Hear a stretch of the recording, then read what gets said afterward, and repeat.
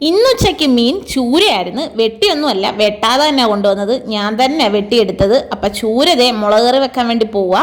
നമ്മൾ എന്ന് സാധാരണ വെക്കുന്ന പോലത്തെ ഒരു മുളക് കറി പെട്ടെന്ന് ഞാൻ റെഡിയാക്കി. ഇന്ന് താമസിച്ചെല്ലാം കൊണ്ടുവന്നത്, അതുകൊണ്ട് ധൃതി പിടിച്ചായിരുന്നു ഞാൻ ഓരോന്നും ചെയ്തത്. പിന്നെ വറുക്കാനായിട്ട് കണ്ണിയയില ഉണ്ടായിരുന്നു. കണ്ണിയയിലെന്നോ കണ്ണായിലേന്നോ അങ്ങനെയൊക്കെ പറയുമെന്ന് തോന്നുന്നു. എന്തോ പറയുന്നതെന്ന് കമൻറ്റ് ഇടണേ. ഞങ്ങൾ കണ്ണയിലെന്നാണ് പറയുന്നത്. അപ്പോൾ അത് 3 ഉണ്ടായിരുന്നു.